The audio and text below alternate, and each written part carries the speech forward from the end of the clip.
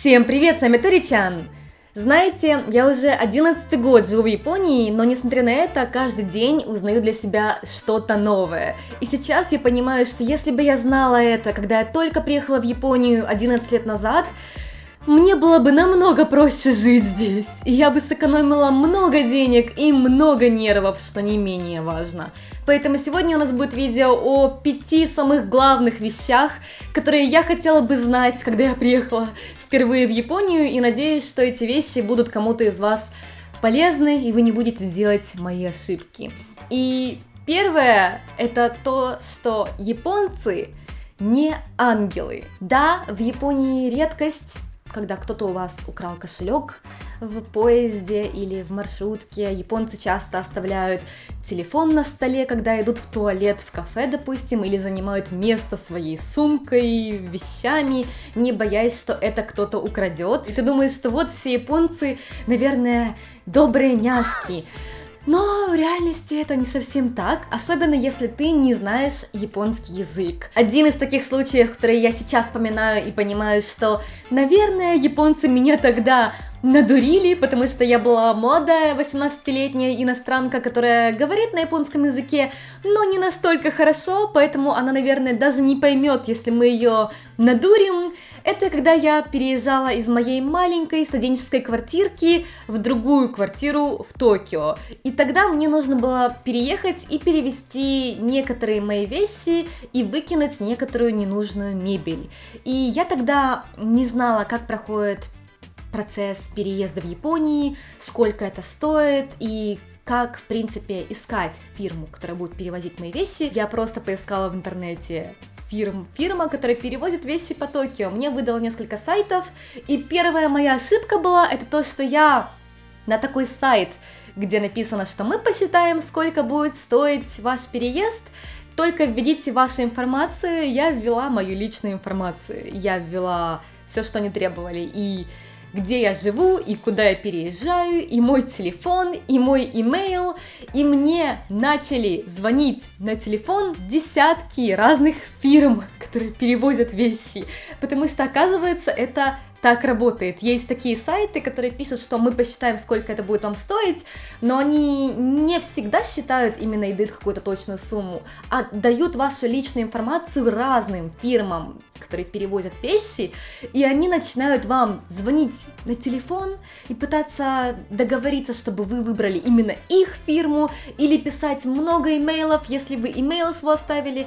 Что ад для вас, если вы не хотите говорить по телефону на японском языке, а мне не очень хотелось тогда это делать, поэтому я согласилась по телефону первой попавшейся фирме, что окей, вы можете перевезти мои вещи, просто чтобы больше не брать трубку. Это была моя вторая ошибка. Та фирма, на услуги которой я согласилась, присылает ко мне в квартиру грузчиков, приезжает 2 молодых мальчика, такие накачанные, видно, что они много мебели возят. Они смотрят мою маленькую однокомнатную квартирку, которая была 28 квадратных метров вроде как, и у меня из мебели был только маленький диванчик и низкий стол котацу. Это была вся моя мебель. И также у меня были какие-то мелочи вроде посуды, мультиварки и несколько чемоданов моей одежды.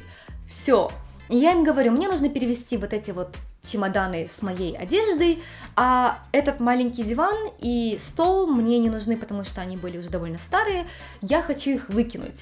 И на сайте было написано, что они могут выкупить старую мебель, то есть это будет или бесплатно от нее избавиться, или даже в плюс. Эти грузчики смотрят на мою мебель и говорят, вам будет стоить это все с учетом того, что мы выкинем вашу мебель, 40 тысяч йен. На то время это в районе $400 было. И я согласилась и заплатила им наличкой. И здесь даже я не знаю, кто больше виноват. Японцы, которые решили на мне явно заработать, или наивная я. Я только через несколько лет поняла, что меня надурили, когда я переезжала снова и узнала, что можно переехать намного дешевле. Если бы тогда я знала, что японцы тоже не ангелочки, и они могут обманывать, и не важно, что я заказала перевоз вещей у большой фирмы, люди, которые работают в этой фирме, тоже могут дурить. Они, возможно, сказали мне цену в 2 раза больше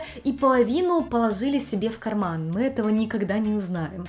И если бы тогда я знала, что можно заказывать перевоз вещей не у больших фирм, а у участников в специальном приложении и даже сравнивать цены на одну и ту же услугу у разных людей и выбирать цену, которая подходит именно вам, то я бы могла сэкономить тогда несколько сотен долларов. Но, к сожалению, я этого тогда не знала. Теперь вы это знаете, и вся эта информация, кстати, написана в моем гайде по переезду в Японию. Да, у меня есть такой гайд, который я написала на основе моего 10-летнего опыта жизни здесь, и не только моего опыта. И там есть и названия этих приложений, которые помогают сэкономить, и сколько что в Японии должно стоить правильно. И вся информация, начиная от того, как в Японию можно переехать, какие визы есть, как сделать визу, и заканчивая тем, как можно здесь обустроиться и сколько на это нужно будет денег. Поэтому, кому интересно, ссылка на мой гайд есть в описании этого видео. Почитайте, если вы хотите приехать в Японию и не тратить много денег лишних, как я. Но мы продолжим. Есть много еще вещей, которые, к сожалению, я не знала, и очень жаль.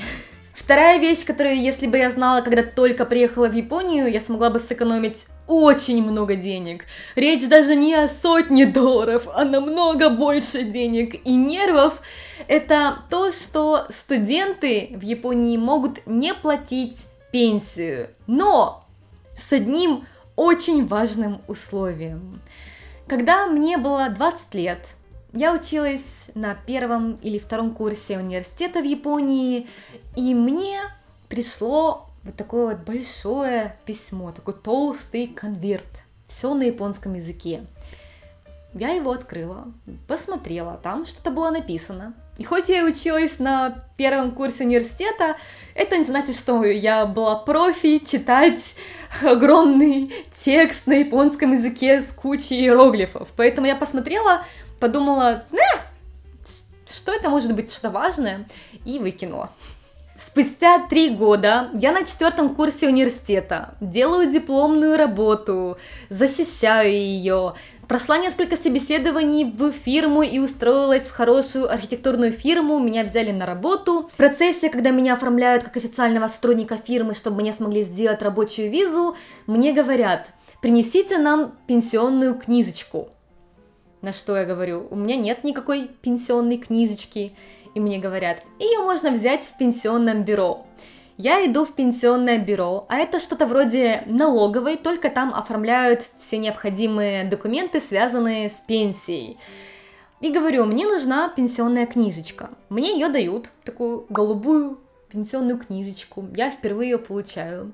И говорят, вам нужно будет заплатить вашу пенсию за последние 4 года.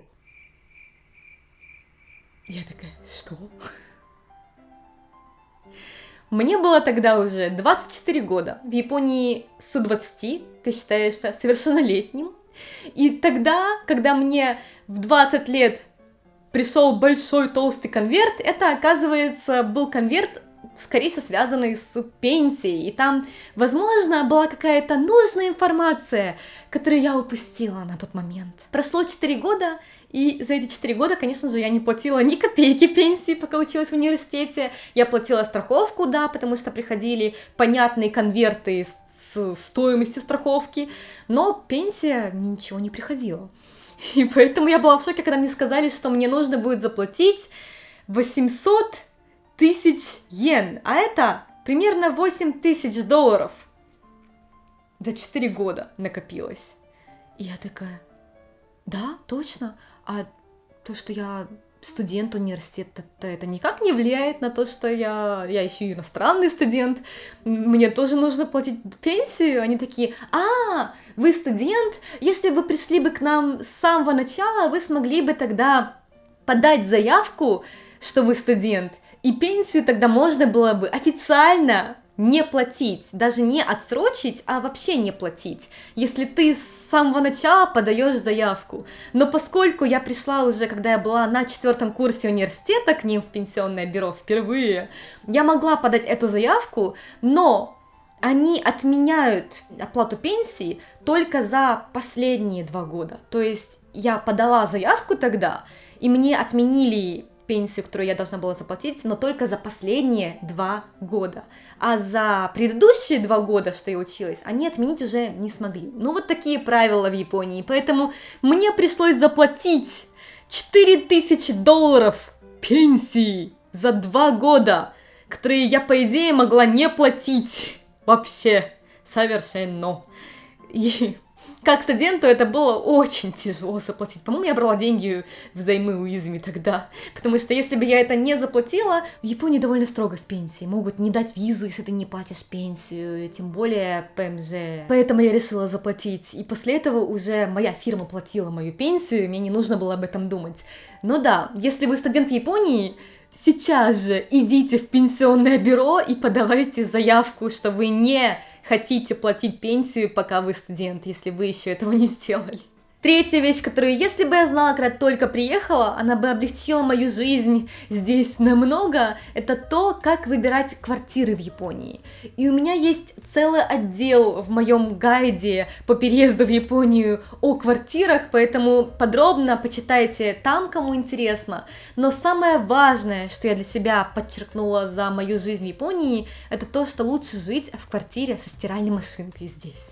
И обычно в Японии квартиры идут без ничего, просто пустые квартиры, без мебели, без техники, абсолютно все, включая даже освещение, нужно покупать вам самим. Иногда даже кондиционеры нужно покупать самим, несмотря на то, что квартира в аренду. И да, кажется, что так здорово жить в своей личной квартире в центре Токио, но иногда намного выгоднее жить в шерхаусе. Несмотря на то, что шерхаус может стоить дороже аренда, чем аренда квартиры, там уже есть абсолютно все, что вам нужно для жизни. И мебель, и стиральная машинка, и техника, и Wi-Fi. Поэтому вам не нужно все это покупать, тратить деньги, время. В итоге получается дешевле. И ладно, еще мебель дешевую можно купить. У меня была моя очень дешевая мебель, когда я жила как студент в моей маленькой квартире, но такие вещи, как техника, в особенности стиральная машинка, стоит очень дорого. И я не могла себе позволить купить стиральную машинку, когда я была студентом. Она стоит от $500 и дороже, хорошая стоит $1000-2000, поэтому я первое время стирала свои вещи в ванне и развешивала их сушиться в своей комнате. Долго это не продолжалось, поэтому через какое-то время я начала ходить в Coin Laundry. И Coin Laundry, кажется, довольно выгодно, потому что ты заплатил, ну ладно, там 100 йен, 200 йен, 300 йен за стирку и сушку. Это намного дешевле, чем покупать стиральную машинку. Но все равно это не так удобно и выгодно. Я запихивала свои грязные вещи в рюкзак и раз в неделю, иногда даже раз в 2 недели, когда мне было очень лень, шла в Coin Laundry стирать свои вещи. И это было довольно далеко, мне нужно было идти минут 10 с рюкзаком полным моих грязных вещей в Coin Laundry, стирать вначале в стиральной машинке вещи, ждать час или 2 часа, или гулять где-то это время, потом приходить еще раз в Coin Laundry и вещи из стиральной машинки перегружать в сушку, и в сушке потом их еще сушить. Это был очень большой стресс для меня, как для студента, которому нужно было, кроме всего этого, еще и работать, учиться и делать разные проекты. И я сейчас считаю и всем советую, что лучше жить там, где есть стиральная машинка, или в шерхаусе, или есть апартаменты, где на 1-м этаже чаще всего общая стиральная машинка. То есть это тоже квартиры в аренду, где нет ничего внутри, и вам нужно покупать свою мебель. Но если вам очень хочется именно в своей квартире жить, то лучше выбирать квартиры, где есть вот такие вот общие стиральные машинки в самом именно доме. 4. Не пренебрегайте своими знаниями английского языка. Когда я только приехала в Японию, я, как и думаю многие, кто не является носителем английского, думала, что вот, я не настолько хорошо говорю на английском языке. Японцы говорят на английском языке еще хуже. Поэтому если вы на каком-то уровне можете вести разговор на английском языке, вы понимаете фильмы на английском языке, этого иногда бывает достаточно. Я сейчас не говорю о преподавании английского языка. Да, когда вы преподаете английский язык японцам, часто требуют, чтобы вы были native, чтобы у вас было образование педагогическое, чтобы вы преподавать могли. Но также есть много работ, где не обязательно быть native, а важно просто знать английский лучше японцев. Поэтому, допустим, благодаря своим средним знаниям английского языка я получила довольно много интересных работ. Одна из них — это работа на телевидении в Японии, где я на английском языке рассказывала о разных местах в Токио, и мне тогда было очень стыдно. У меня произношение английского не такое хорошее, конечно же, как у многих людей, кто хорошо на английском языке говорит, и тем более native. This is a swallowtail, endogenous fast flush from Simply Estate. And this set is our original one, called Blue Butterfly. Blue butterfly. Look, here is butterfly in a cup. Я делаю часто какие-то ошибки, я туплю, когда я говорю на английском языке, и поэтому, да, мне первое время было стыдно, но японцы часто не понимают, насколько хорошо или плохо вы говорите на английском языке, и также там было много людей, кто так же, как и я, не был native, кто тоже говорил на таком не идеальном английском языке, но этого было достаточно для такой работы. Также, хоть я и дизайнер-архитектор, но иногда мне приходят работы, пожалуйста, сделайте нам презентацию этого дизайнерского проекта с вставками английского языка, чтобы она звучала круто. Потому что японцам кажется, что некоторые английские фразы звучат лучше, чем японские, и они хотят на английском языке написать что-то в презентации проекта, поэтому я такие работы тоже иногда делаю. Я перевожу японские концепции в красивый английский язык для презентации.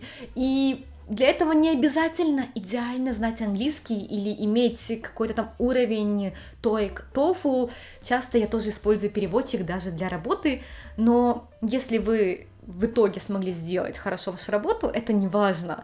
Поэтому не пренебрегайте своими знаниями английского языка, даже если вам кажется, что они не настолько хорошие. И 5. Нет в Японии не всегда значит нет. Я раньше этого не знала, и когда мне отказывали в чем-то, я думала, что, в Японии так принято. Но оказывается, в Японии иногда вам могут отказать не потому что нет, это нельзя делать, или так не принято, или у нас по-другому, а просто потому что им лень разбираться.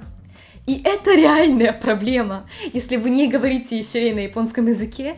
И сразу говорю, в Японии такое есть, что вам могут отказать только потому, что вы не говорите на японском языке хорошо, и им лень разбираться. Например, раньше мы жили в деревянном доме с камином в Сайтама, и когда мы переезжали из Сайтама в Фукуока, мы уступили наш предыдущий дом друзьям, кто недавно приехал в Японию работать, но еще не очень хорошо говорил на японском языке на тот момент. Когда въезжаешь в новое место, нужно все заново оформлять на себя, поэтому хоть в нашем доме и была вода, газ, электричество, нашим друзьям нужно было заново все это оформить на их имя, чтобы на их имя приходил счет. И я им говорю, мы до этого использовали фирму под названием Tokyo Gas, которая обслуживает электричество и газ. Поэтому можно просто им позвонить и сказать, что вот мы теперь по этому адресу живем, на такое-то имя присылайте нам счет. Иногда это можно сделать через интернет, но почему-то нужно было это делать только по телефону в их случае. Мои друзья звонят, Tokyo Gas и пытаются им на японском языке донести, что вот теперь мы такие-то, такие-то живем по этому адресу, присылайте нам счет на это имя сюда. На что сотрудники Tokyo Gas говорят им: мы посмотрели по карте адрес, который вы нам сказали, в том районе не проходят газовые трубы, а только баллоны газовые используются, поэтому это не к нам, обращайтесь. Мои друзья в шоке, перезванивают мне, спрашивают, это правда? Я им говорю, нет, там нет газовых баллонов, мы использовали до этого обычный городской газ, это называется, там проведенные трубы газовые есть. Мои друзья снова перезванивают Tokyo Gas и говорят им, что нет, тут точно есть проведенные газовые трубы. И все это вроде как происходило через переводчика, если не ошибаюсь, потому что мои друзья не настолько хорошо говорили на японском языке, а сотрудники той фирмы не говорили на английском языке, поэтому они звонили еще переводчику, который переводил с английского языка это все на японский, и наоборот, на что снова сотрудники Tokyo Gas говорят: да, мы посмотрели еще раз, вы правы, там есть газовые трубы, но это не наши фирмы проведенные, поэтому мы не можем вас обслужить. Мои друзья снова перезванивают мне и говорят, это правда? Я такая, нет, я же знаю, что мы до этого использовали фирму Tokyo Gas, поэтому это их трубы, и с ними нужно договариваться, заново проводить трубы нет смысла. Мои друзья снова звонят в Tokyo Gas и говорят, тут точно Tokyo Gas трубы, это ваши фирмы. Они такие, откуда вы знаете, что это точно? И мои друзья говорят, что до этого в этом доме жили наши знакомые и говорят нашу фамилию, такие-то, такие-то здесь, по этому адресу жили, и мы от них знаем, что они использовали Tokyo Gas.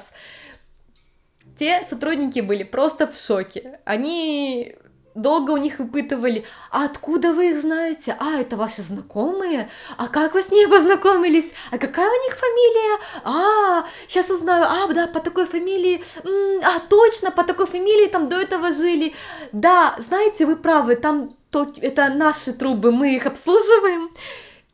У них ушло, по-моему, несколько дней на эти переговоры. То есть они до последнего пытались как-то отмазаться, чтобы с ними не иметь дела, потому что они понимали, что им нужно будет как-то переводчика нанимать, это вот время с переводчиком согласовывать, и это все очень муторно, и им просто хотелось отмазаться, что нет, это не наши трубы, нет, там труб вообще нет газовых. И такие истории я слышу от тех, кто приехал в Японию и учит японский язык, но еще не настолько хорошо им владеет, чтобы их понимали с первого раза японцы, и им не было влом выяснять с ними отношения. В лучшем случае японцы могут сказать, что приди, пожалуйста, с переводчиком в следующий раз, в худшем случае могут просто отказать и выдумать какую-то нелепую причину, как вот у вас не проведены трубы. Поэтому советую, если вы еще только учите японский язык и не на 100% уверены в своих силах, берите с собой друга, который хорошо владеет японским, или японца, еще лучше. Интересно, что я расскажу через еще 10 лет. Если не хотите это пропустить, то подписывайтесь на канал, ставьте лайки. Надеюсь, что вам было интересно это видео. Увидимся еще. Всем пока!